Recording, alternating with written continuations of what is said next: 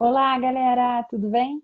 Então, espero que todos estejam bem, que esteja tudo certinho aí na casa de vocês, né? E hoje a gente vai gravar uma aula, tá? Uma aula de ácidos nucleicos, com todos os processos de replicação, transcrição, tradução. Vamos discutir sobre o código genético, resolver algumas questões. Então, é o seguinte, hoje, mais do que nunca, tá? Eu preciso, assim, de muita atenção, porque são conceitos que caem muito no vestibular, na prova da UERJ, no Enem, outras provas aí pelo país, São Paulo, Minas. Então, é uma matéria que tem, assim, uma grande incidência em prova de concurso, tá? E eu preciso hoje de que vocês, assim, tenham um caderno de anotações ali do lado e anotem, assim, copiem, podem copiar os meus slides como se estivessem copiando meu quadro. O que que eu fiz? Eu coloquei esquemas que eu vou explicar o mecanismo, como que acontece a replicação, a transcrição, a tradução. E no final dos slides eu coloquei um resuminho, tá? Para quem ficar com dúvida, para quem não entendeu alguma coisa, poder estar olhando aquele resumo, voltando na explicação. E esse resumo é importante que vocês copiem também. A gente sabe que a maioria das pessoas, né, conseguem fixar bem o conteúdo escrevendo. Então, pega seu caderno, tá?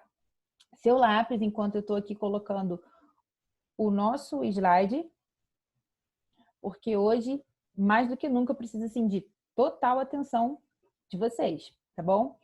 Qualquer dúvida, pode mandar mensagem, pode entrar lá na plataforma, tá? E deixar a sua dúvida lá. Tá bom, galera? Então, pegaram o caderno aí? Pegaram as coisas? Estão anotando? Então, vamos lá. Olha só. Então, como eu falei, hoje a gente vai estudar os ácidos nucleicos, né? O que são ácidos nucleicos? São compostos orgânicos que eles foram visualizados dentro das células. E eles têm função ou de armazenar ou de transmitir uma informação, tá bom? E aí, quais são essas características desses ácidos, tá? Eles têm um caráter ácido, por isso o próprio nome diz, né?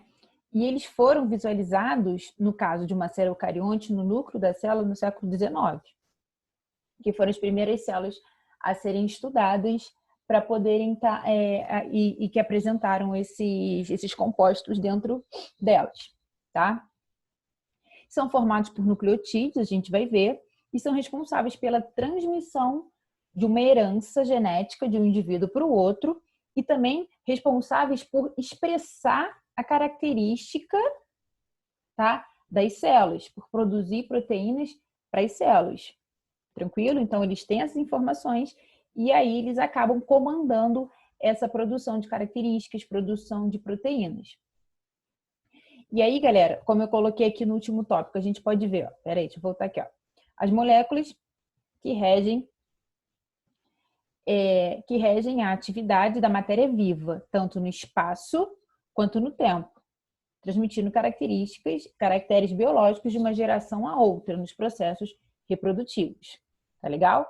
Então, agora a gente vai ver um pouquinho.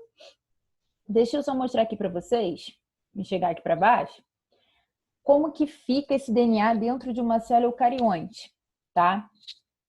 Então, aqui a gente tem uma célula, tá? Meu Deus, uma célula aqui, núcleo celular, aqui no meio. Esse pontinho mais escuro aqui é o nucleolo, ok? Aqui, citoplasma da célula, a eucromatina e a heterocromatina. Isso aqui é o DNA, tá? Eu sei que a gente sabe aquela forminha do DNA toda enroladinha, em forma de hélice, que é o que a gente vê. Aquilo ali foi uma estrutura, que a gente nunca viu aquela estrutura, né? Sabe-se daquela estrutura pela composição química, né? Das moléculas que estão ali dentro, daqueles átomos, a ligação que eles fazem, a gente deduziu aquela estrutura. Mas se é assim ou não, ninguém sabe.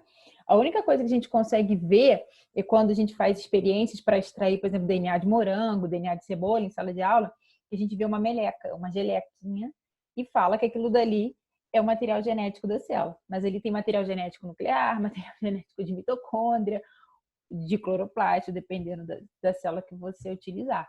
Tá bom? Bom, Então, aqui é mostrando onde ele fica. E ele não fica naquela forminha de dupla hélice, não. Ele fica tudo emaranhado, como se fosse Sabe quando você tem cabelo grande, sabe o que eu tô falando? Vai, escova o cabelo, depois tira o cabelo lá da escova, enrola, né? Ali é como se fosse o seu DNA, tá? Então, vamos lá. Aqui, galera, só um pouquinho do histórico para a gente entender de onde veio isso, tá? Então, lá no século XIX, teve um teórico suíço chamado Johann Friedrich, que ele viu que você tinha um material que transmitia informações dentro de células. E aí, as células que ele detectou isso foram leucócitos, tá? Células de defesa retirada de pus de ferimentos. Então, esse cara aqui é o Frederick, tá? E aí ele começou a pegar pus de ferimento. Eu botei uma foto aí não tão nojenta para vocês, para poder mostrar de onde ele tirava esses leucócitos. O pus é um processo inflamatório e ali vão ter várias células de defesa, vários leucócitos ali, para a gente poder estar visualizando. E aí, dentro desses leucócitos, ele viu que tinha alguma coisa ali, algum material que conseguia transmitir características, tá? E aí, em 44, no século XX, em 44, alguns pensadores chegaram à conclusão que quem transmitia as características de um indivíduo para o outro era o DNA, tá? E eles já sabiam que essa característica era transmitida através de gametas, mas a ideia aqui, eles estudavam, é que uma célula transmitia características para outra através do material genético. E esse material genético eles denominaram de DNA, tá bom? Só que a estrutura dele, como a gente conhece, ela começou a ser estudada logo depois disso, a partir de fotos raio-x. E aí a gente tem uma mulher que foi assim um grande expoente na época. Não foi essa não, tá? Mas é depois, essa daí ainda vai ser expoente em alguma época aí. A gente tá esperando. Isso aqui é só para mostrar a dupla hélice, tá? Mas são duas mulheres lindas, inteligentes, obviamente, né? Mas esse formato aqui de dupla hélice, ele foi assim, primeiramente por uma mulher, tá? Que foi a Rosalind Franklin. Ela que elucidou essa questão da dupla hélice trabalhando com raio-x. Ela pegava o raio-x, passava esse raio-x pelas células, tá? E aí a gente tinha essa imagem aqui. Se você pegar essa imagem, é uma imagem que ela roda, tá? E aí, como uma hélice, se você parar, você tem esse desenho. Se você deixar ele em movimento, ela vai rodando como uma hélice. Daí a elucidação da dupla hélice do DNA, que depois o Watson e Crick e alguns outros cientistas, mas eles ficaram os mais famosos por causa disso, ganharam o prêmio Nobel e tal, viram que pela composição química das moléculas presentes das moléculas presentes ali no DNA, eles conseguiam supor e confirmar a teoria dela de que era uma hélice, né? Que são esses caras aqui. Esse aqui que está em pé é o Watson, ele ainda está vivo, e esse aqui é o Crick, tá? São duas pessoas que eu não tenho muita simpatia, principalmente por esse cara aqui, né? Que ele ainda está vivo e tal, mas assim, ele tem umas declarações completamente absurdas, umas declarações assim de eugênicas, assim, raciais completamente absurdas. Esse cara aqui, em 2010, quando a gente teve a Copa do Mundo lá na África do Sul, ele deu uma entrevista dizendo que os africanos, eles passavam, né? As pessoas do continente africano passavam por tudo aquilo que passavam, era um continente muito pobre, né? Apesar de alguns países ricos, mas um continente muito pobre porque eles tinham um DNA inferior. Agora você imagina, um cara, um cientista, um estudioso disso, né? Virar e falar, o cara que estudou o DNA a vida inteira, vir e falar que os negros têm material genético inferior ao dos brancos. Gente, é um absurdo. Só que o problema é que um cara que estudou aquilo, então ele tem voz, é um cientista e tal. Se ele confirma isso, né? Imagina quantas pessoas já não introjetaram esse discurso, né? Porque agora tá essa mania, né? De você ter um discurso e acabar validando aquele discurso sem prova alguma, né? Não tem como provar isso. Mas, né? Então, é isso, galera. É só um pouquinho da história pra gente conhecer, né? A gente tirar ele aqui, só deixar as mulheres que foram, né, mais especiais. Bom, então vamos lá, galera. Agora a gente vai ver biologicamente como que é essa questão dos ácidos nucleicos. Vamos começar pelo DNA, tá? Mary, o que é isso de ADN?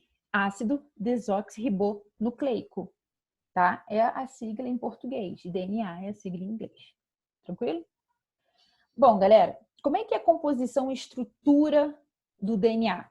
A gente vai conversar mais disso em outras aulas, ok? Mas o DNA, ele, quando a célula vai se dividir, ele se condensa todo, se enrola todo, se transforma em cromossomo para você ter a divisão celular, que é uma matéria que a gente vai ver daqui a pouco. E a gente vai debater mais isso. Quando a célula quer expressar as características, esse DNA tem que ficar aberto. As partes que vão ter os seus genes expressos, né? Porque o DNA ele contém genes, então ele tem que ficar aberto. Aí ele se desenrola, se descondensa, que a gente fala, tá? Né? Fica mais aberto. E aí a gente tem aqueles genes que ficaram à mostra ali sendo expressos por toda uma maquinaria enzimática, tá? Para poder você ter a expressão das características daquela célula e assim por diante. Então, galera, isso aqui é só para a gente entender, tá? Como que é essa estrutura, como é que esse material genético ele é composto.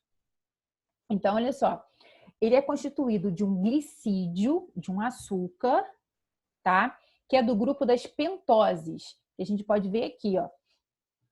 C5, H10, e você fala assim, Mary, por que O4? Não deveria ser O5?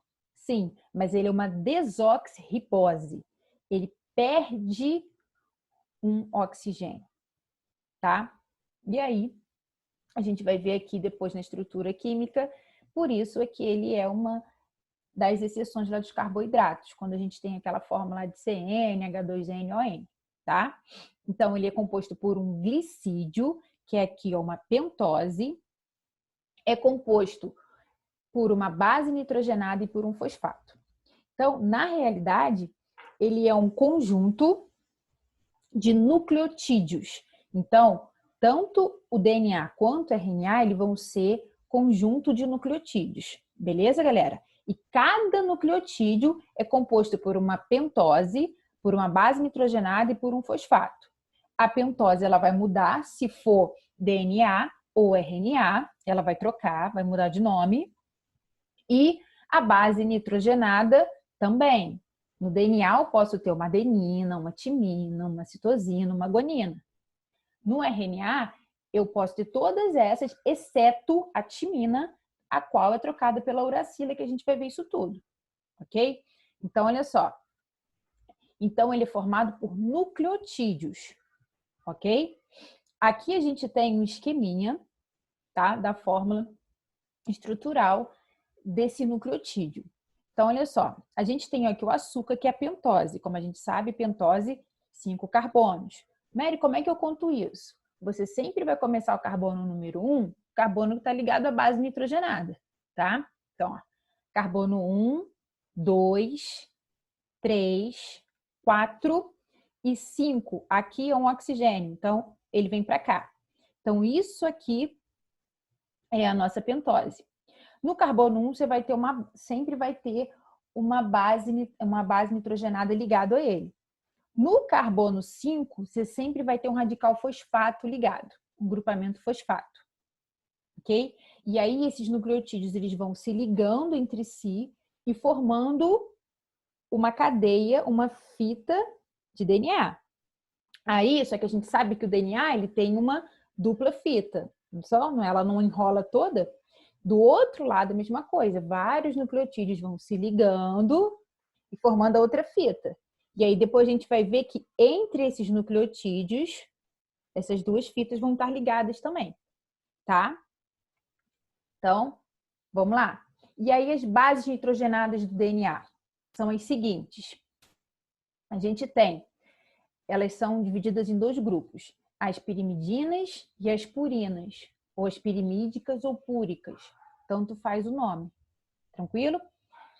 O que você tem que saber é o seguinte, que as pirimídicas elas vão ter um anel aromático só, que é, no caso do DNA, a citosina e a timina, e as purinas vão ter dois anéis aromáticos. Isso é o que costuma mais cair em prova pedindo a diferença de pirimidina para purina, tá? Então, as purinas vão ter dois anéis aromáticos. Quem são as purinas? Adenina e guanina.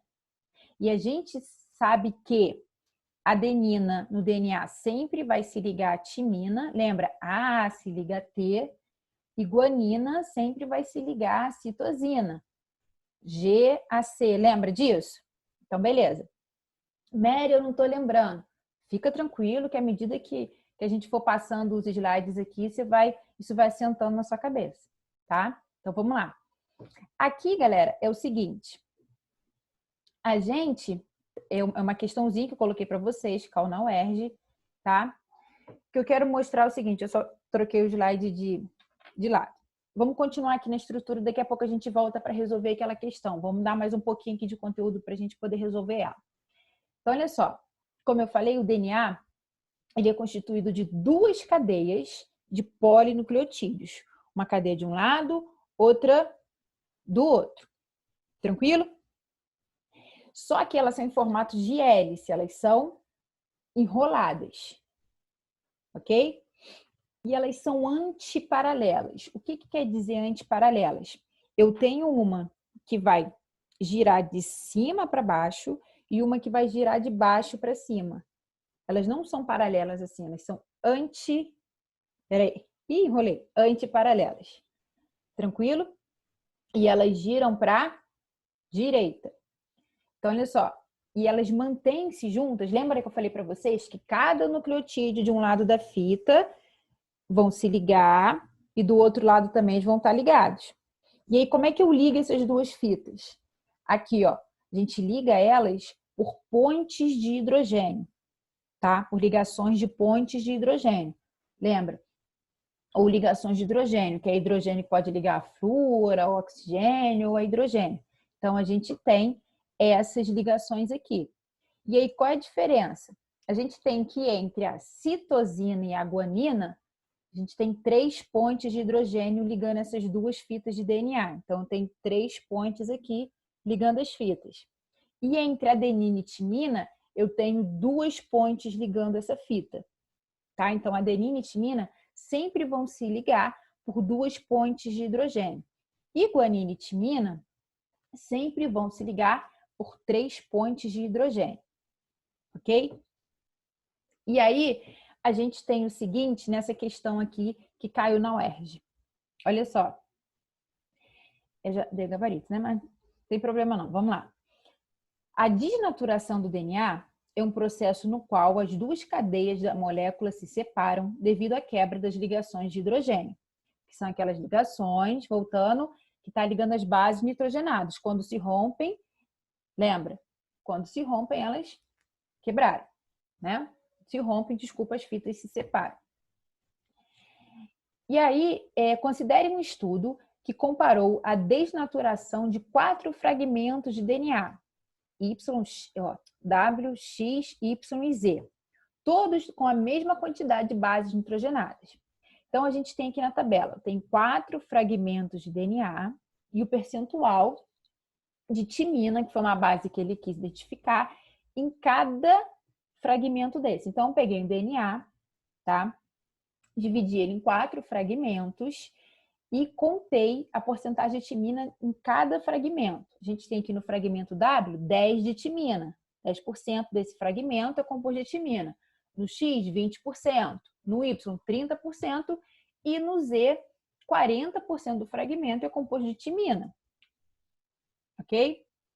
E é o seguinte, para os fragmentos, continuando a ler aqui, ó. A desnaturação foi realizada mediante o aquecimento sem alteração de pH, com a mesma temperatura inicial. Então, por exemplo, a gente sabe que para você desnaturar uma molécula, ou você oferece uma mudança de pH, ou você oferece um aumento nessa temperatura. No caso do DNA, foi oferecido um aumento da temperatura, ok? E aí, a gente sabe que quando você tem aumento da temperatura, você tem um rompimento de algumas ligações químicas, correto? Por isso ocorre a desnaturação. E aí, no processo de aquecimento, a maior quantidade de energia foi consumida na desnaturação do seguinte fragmento. Então, é o seguinte, ele quer saber qual fragmento desse aqui precisou de mais calor, consumiu mais energia para poder abrir, dividir. Lembrando que eu tenho as duas fitas antiparalelas unidas por pontes de hidrogênio. Então, eu ofereci calor. Qual desses fragmentos necessitou de mais calor para poder romper? Primeiro, relembrando, quem liga essas duas fitas são pontes de hidrogênio, tá? A ideia é qual fragmento apresenta maior quantidade de pontes de hidrogênio. A gente sabe que adenina e timina são duas pontes de hidrogênio. Guanina e citosina, 3. Então, a ideia aqui é saber qual fragmento tem mais guanina ligada à citosina. Ou seja, tem que ser o fragmento que tem menos adenina ligada à timina. Tá? Então, o nosso gabarito aqui seria o gabarito letra A, fragmento W. Por que isso? Porque eu tenho, se eles são do mesmo tamanho. E se eu tenho menos timina e menos adenina, quer dizer que eu tenho mais guanina e mais citosina, logo mais pontes de hidrogênio. Tá bom, galera? Tá? É assim que essa parte cai, né? Falando das ligações entre as bases nitrogenadas, é assim que cai. Essa questão aqui caiu na UERJ, mas já caiu outra vez também na UERJ, mas essa questão que ele só muda um pouquinho o texto, mas está sempre caindo as questões desse tipo, tá? Vamos lá. Só para a gente voltar aqui a questão. Ó, se eu tenho mais guanina e citosina, eu tenho mais pontos de hidrogênio para romper, então eu preciso de mais calor. Então, qual o fragmento que tinha lá? O fragmento que tinha menos adenina e timina. Porque se ele tem menos adenina e timina, ele vai ter mais guanina e citosina. Ok? Beleza, galera. Vamos lá. Aqui é só para mostrar para vocês essa relação das fitas serem antiparalelas, tá? Uma corre para baixo e a outra corre para cima. Então, esse nucleotídeo aqui está de cabeça para baixo, o outro de cabeça para cima, tá? Aqui é o seguinte, é o que a gente chama de regra de Chargaff. O que seria a regra de Chargaff? Né? Um cara aí também, que ele chegou à seguinte conclusão, que existe uma razão de 1 para 1 entre adenina e timina e guanina e citosina. Ou seja, eu tenho em uma molécula de DNA, eu tenho a mesma quantidade que eu tenho de adenina, eu obrigatoriamente tenho que ter de timina. E a mesma quantidade que eu tenho de guanina, eu tenho que ter de citosina, tá? E aí, é o seguinte, porém, a quantidade de adenina e timina necessariamente não tem que ser a mesma de guanina e citosina, tá? Tranquilo? A gente vai ter uma questão aqui para ver. Mas olha só, a quantidade que eu tenho de adenina, que são purínicos, é a mesma que eu tenho de pirimídicos ou pirimidinas, tá? E assim por diante. Então, vamos lá. Aqui tem uma outra questão para a gente ver como que essa parte de porcentagens da regra de Chargaff, como ela cai no vestibular. Então, aqui é uma questão da UFMG. Então, ó, se o total de bases nitrogenadas de uma sequência de DNA, tá? Isso aqui resolve por regrinha de 3. Então, se o total de bases nitrogenadas de uma sequência de DNA de fita dupla é igual a 240 e nela existem 30% de adenina, o número de moléculas de guanina será. Então, galera, ele te deu que o total de base nitrogenada é 240. Então, regrinha de 3, 240 está para 100%. E 30 é de adenina. 30% é de adenina. Então, você tem que primeiro descobrir a quantidade total de adenina, para ver quanto você tem de timina. E aí, subtrair do valor total, ver quanto você tem de adenina e timina, subtrair do valor total de bases para achar a de guanina, tá? Então, como que seria a resolução dessa questão, Mary? É o seguinte, coloquei aqui para vocês. Olha, deu um trabalho para montar essa regrinha de 3 aqui no computador. Então, olha só, gabarito seria a alternativa A, 48 moléculas de guanina. Por quê? Então, inicialmente, a gente tem o valor de 240 bases nitrogenadas, que é 100%, tá? Eu sei que desses 100%, 30 são de adenina. Mas quanto que é 30% de 240? 72, tá?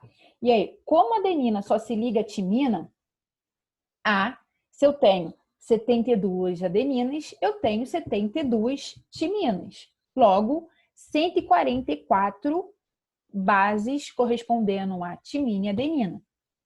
Aí, o que eu vou fazer? Se eu sei que 144 é timina e adenina, eu vou pegar esse 144 e subtrair no valor total, que é 240. Sobrou 96. 96 é guanina e citosina. Se eles têm a mesma, as duas somando 96, e eu sei que guanina e citosina tem que ter a mesma quantidade, eu divido por 2, que vai dar 48 guaninas e 48 citosinas. Só que a questão me pede quantas guaninas? 48, tá bom?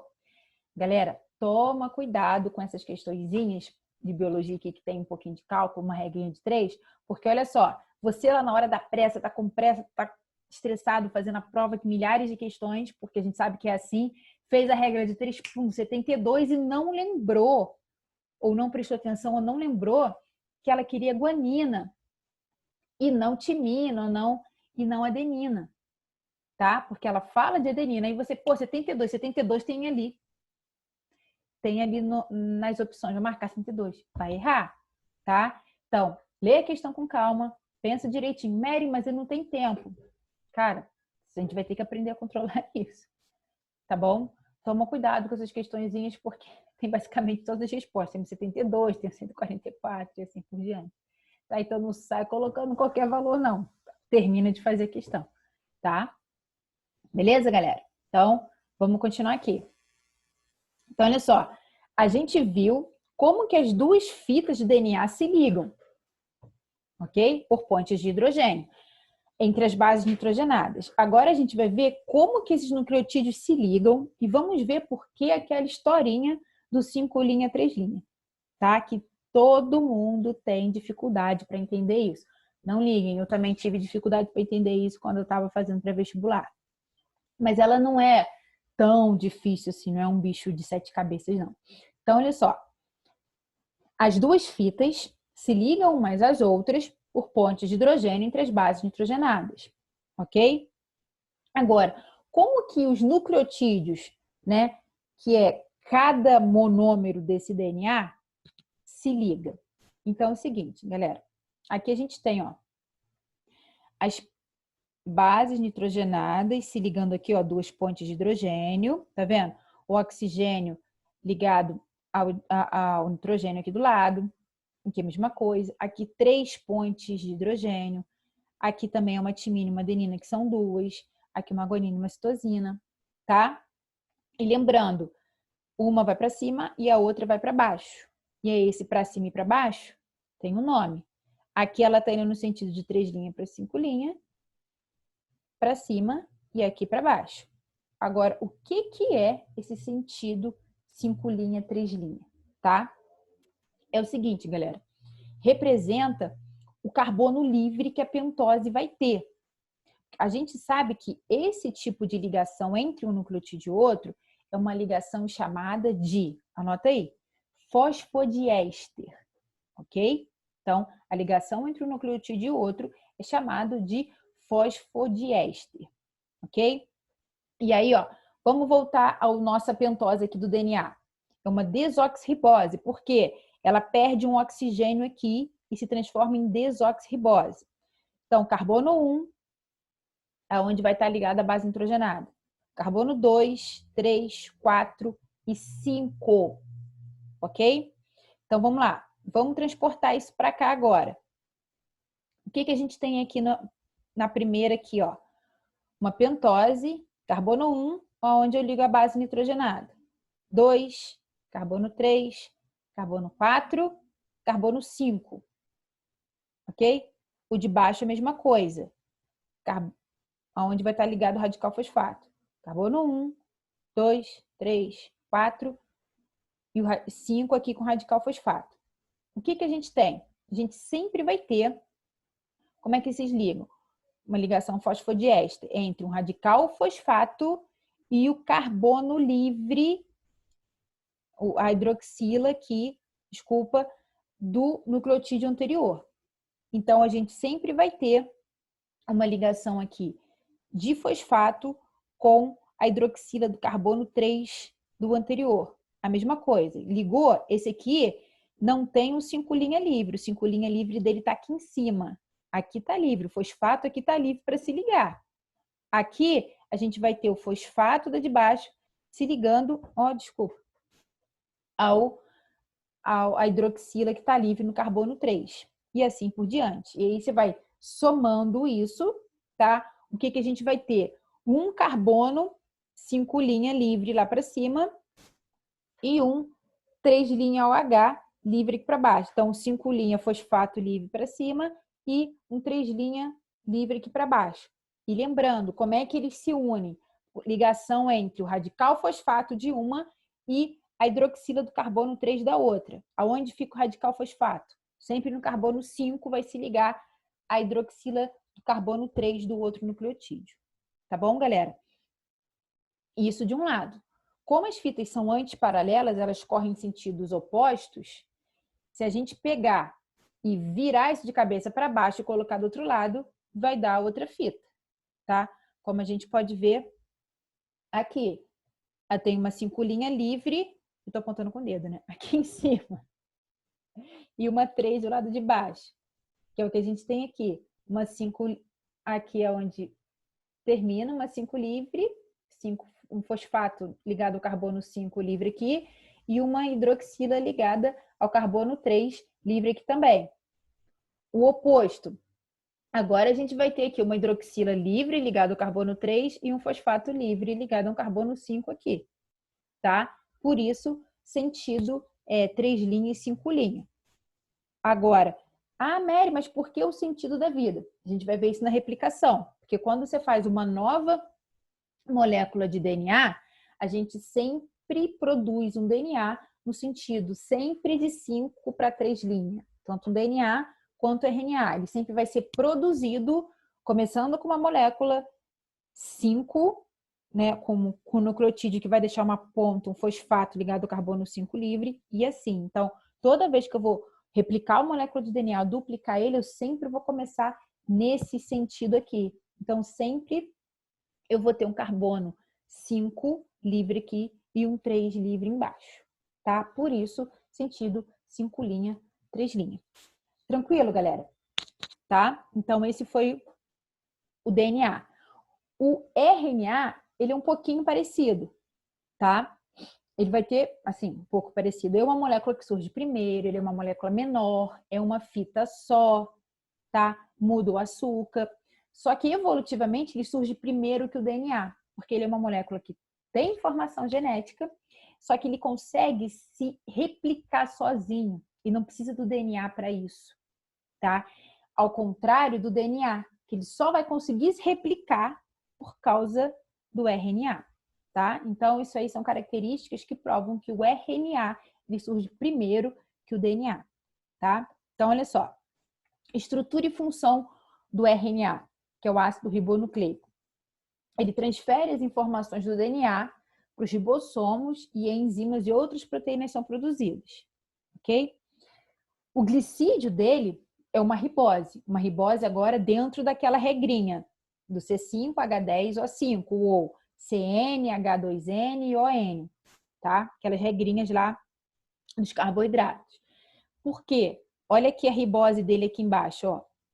tem 5 carbonos e os 2 OHs. Qual é a diferença para o DNA? Uma desoxirribose, o nome já diz, desox, perder um oxigênio. Essa é a diferença entre açúcar de um e o açúcar do outro, ok? Tem também o grupo fosfato, e as bases nitrogenadas agora são guanina, adenina, citosina e uracila. Ocorre a troca da timina pela uracila. E lembrando, ele tem uma fita só, ele não tem duas como DNA, é uma só, ok?